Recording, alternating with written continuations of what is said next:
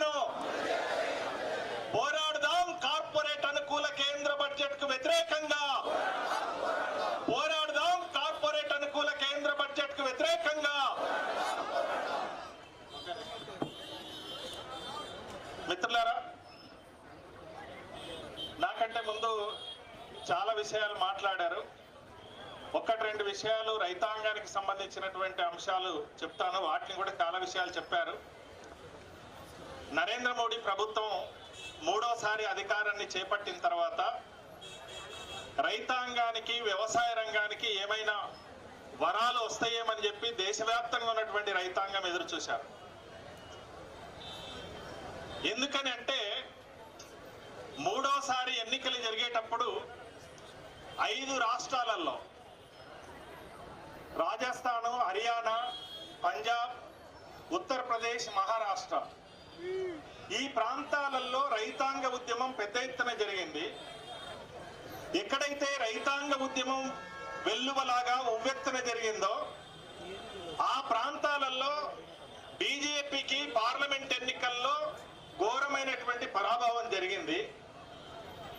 ఈ గుణపాఠంతోనైనా వాళ్ళు తీసుకొచ్చినటువంటి 3 వ్యవసాయ చట్టాలు ఏవైతే ఉన్నాయో వాటిలో మార్పు, అదే రకంగా బడ్జెట్ లో ఏమైనా రైతాంగానికి ఉపయోగపడేటువంటి అంశాలు వస్తాయేమని చెప్పి భావించినాం. కానీ ఇంత ఘోరమైనటువంటి పరాభవం రైతాంగ ఉద్యమం జరిగిన చోట్ల అనుభవించిన వాళ్ళ విధానాల్లో మాత్రం మార్పు రాలేదు. కార్పొరేట్లకు అనుకూలంగా వ్యవసాయ రంగాన్ని కంప్లీట్ గా వాళ్ళ చేతుల్లోకి వెళ్లేదానికోసం, పంపించేదానికోసమే ఈ బడ్జెట్ లో కూడా ప్రతిపాదన చేశారు. అందులో మొదటిది ఎరువులకు ఇస్తున్నటువంటి సబ్సిడీలో కోత పెట్టారు. వ్యవసాయ రంగానికి కేటాయింపులు ఈ దేశంలో ఈ రోజుకి 52 మంది, 152 మందికి ఉపాధిని చూపిస్తున్నటువంటి రంగం వ్యవసాయ రంగం. కరోనా తర్వాత రివర్స్ వలసలు జరిగినాయి. మనం చెప్పినటువంటిది కాదు. ప్రభుత్వ లెక్కలే 6 కోట్ల మందికి పైగా గ్రామీణ ప్రాంతాలకు వలస వెళ్లారు, వ్యవసాయ రంగంలో స్థిరపడ్డారు. ఇంతమందికి ఉపాధిని చూపిస్తున్నటువంటి వ్యవసాయ రంగానికి కూడా కోత పెట్టింది నరేంద్ర మోడీ ప్రభుత్వం.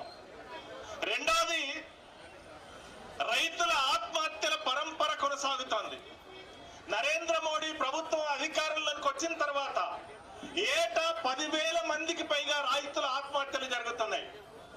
వాటిని ఆపడానికి ఈ దేశంలో ఉన్నటువంటి 500 రైతు సంఘాలు, సంయుక్త కిసాన్ మోర్చా అడిగినటువంటిది మొత్తం భారతదేశంలో కేవలం ఒక్క కేరళ రాష్ట్రంలో మాత్రమే రైతుల ఆత్మహత్యల్ని ఆపేదానికోసం రుణ విమోచన చట్టం అమలవుతుంది. అలాంటి చట్టాన్ని మొత్తం భారతదేశ వ్యాప్తంగా అమలు చేసేటువంటి చర్యలు ఏమైనా చేపడతాడేమని చెప్పి ఎదురు చూసినాం. కానీ వాటిని ఆపడం కోసం ఏ ఒక్క ప్రతిపాదన లేదు. రైతుల రుణాల మాఫీ గురించినటువంటి ప్రతిపాదన లేదు. పైగా ఈరోజు రైతాంగానికి ఇస్తున్నటువంటి సబ్సిడీల్లోనే కోత పెట్టినటువంటి పరిస్థితి ఉంది. అందుకనే రైతాంగం అందరూ కూడా ఈరోజు దేశవ్యాప్తంగా సన్నద్ధమైనరు. 500 రైతు సంఘాలు ఏకతాటిపైకి వచ్చినాయి. మళ్ళీ ఢిల్లీ సరిహద్దుల్లో పోరాటం ప్రారంభమైంది. అయ్యా నరేంద్ర మోడీ, నీవు గనక ఈ బడ్జెట్ ప్రతిపాదనలలో మార్పులు తీసుకురాకపోతే ఆ రోజు 13 నెలల పాటు ఢిల్లీ సరిహద్దుల్లో మోహరించి కరోనా వచ్చినా, లాఠీ చార్జ్ చేసినా, నీటి ఫిరంగులు ప్రయోగించినా, కాల్పులు జరిపిన రైతాంగము చెక్కు చెదరకుండా నికరంగా నిలబడి పోరాటం చేసి నీవు ఏ పార్లమెంటులోనైతే 3 చట్టాలను తీసుకొచ్చినవో అదే పార్లమెంటులో రైతాంగానికి క్షమాపణ చెప్పి 3 వ్యవసాయ చట్టాలను వెనక్కి తీసుకునే విధంగా పోరాటం చేసిండ్రో, ఈ రోజు నీ బడ్జెట్ లో కూడా ప్రతిపాదనలు ఏవైతే పెట్టినవో వాటిని వెనక్కి తీసుకునేదాకా పోరాటాన్ని కొనసాగిస్తామనేటువంటిది ఈ సందర్భంగా హెచ్చరిక చేస్తా ఉన్నాం. అంతేకాదు, మీరు ఇచ్చినటువంటి ఏ ఒక్క హామీ కూడా, కనీస మద్దతు ధర చట్టానికి నీవు మొదటిసారి ఎన్నికల్లో ప్రచారంలో చెప్పినావు. స్వామినాథన్ కమిటీ సిఫార్సుల ప్రకారం రైతులు పెట్టిన పెట్టుబడికి 50% కలిపి మద్దతు ధర ఉండేటట్లు చట్టం చేస్తామని. అది చేయలేదు.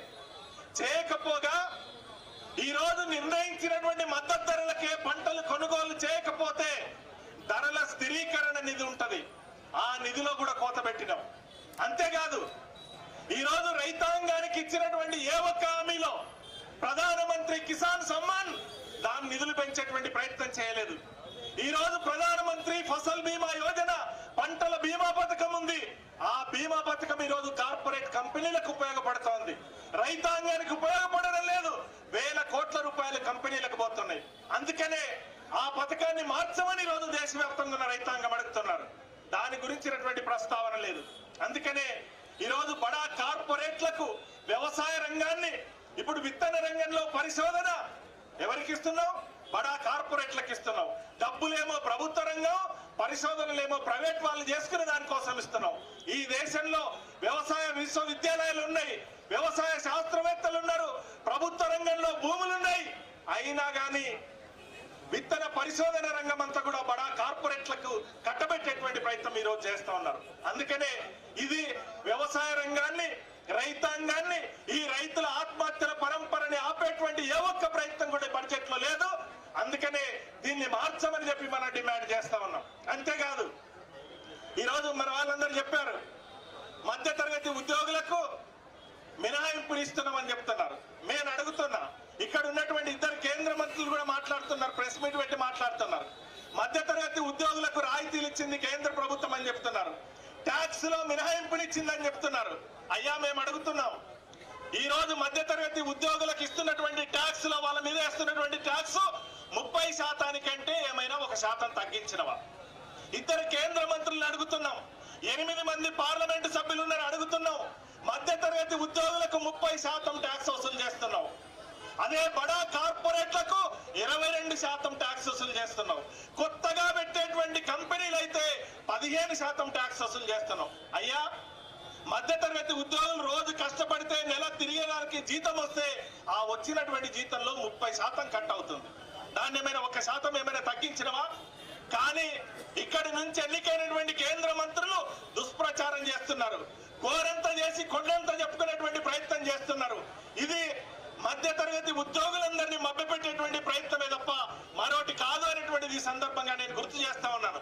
అంతేకాదు ఈరోజు తెలంగాణ రాష్ట్రానికి ఇచ్చినటువంటి విభజన హామీలలో ఇండియన్ ఇన్స్టిట్యూట్ ఆఫ్ మేనేజ్మెంట్ ఈరోజు హైదరాబాద్ నగరం అంతర్జాతీయ నగరంగా అభివృద్ధి చెందుతా ఉంది. ఇక్కడ ఒక మేనేజ్మెంట్ కాలేజీ కేంద్ర ప్రభుత్వం నుంచి ఏమంటే హామీ ఇచ్చారు, ఇప్పటిదాకా రాలేదు. హై స్పీడ్ రైల్వే లైన్ కావాలని అడుగుతున్నాం, దాని గురించినటువంటి ప్రస్తావన లేదు.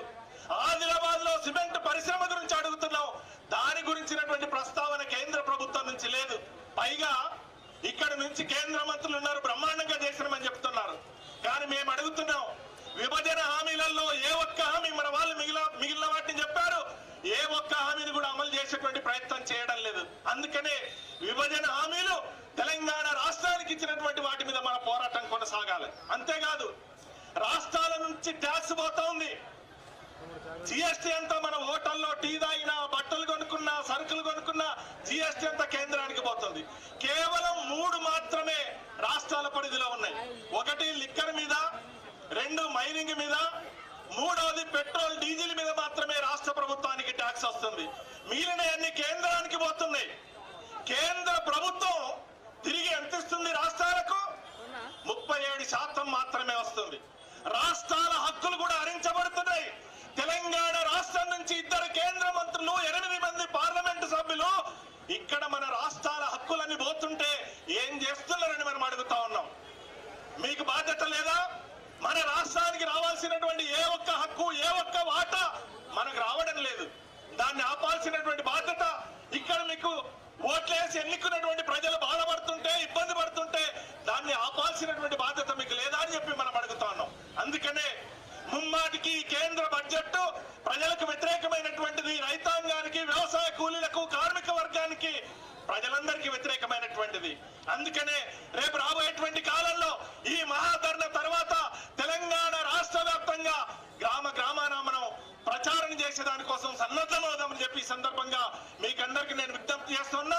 చివరిగా ఒక్క మాట, తెలంగాణ రాష్ట్ర ప్రభుత్వం చాలా హామీలు ఇచ్చింది.